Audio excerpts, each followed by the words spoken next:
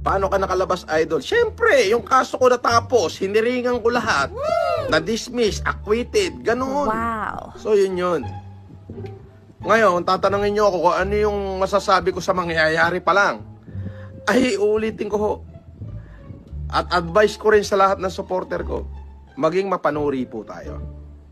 Pag-isipan natin yung mga bagay na gagawin natin, hindi ho masama ang sumuporta. Meanwhile, Inaabangan ka namin kagabi. Oo. Ganun ba? Hindi, busy kasi ako. Malayo yung biniyahe ko eh. wow. Gonggong, inaabangan ka nila para sapakin ka nila. Tanga. Biyahe ko from Baguio to Manila kasi kanina maaga yung hearing ko. Di ba? So, anong hearing yon? Ha? Ulitin natin, ha? Bumiyahe ko from Baguio to Manila kasi kanina maaga yung hearing ko.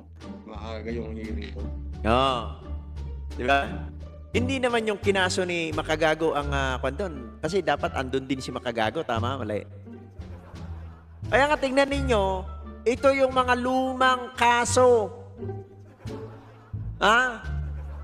Nabubuking ka nahuhuli ka sa sarili mong bunganga eh.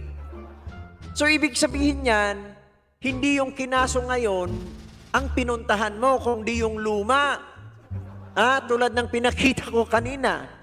Ang tanong, anong ginagawa mo sa Branch 19? Manila City Hall. Tingnan mo, nahuhuli ka sa... Ay, Diyos mio!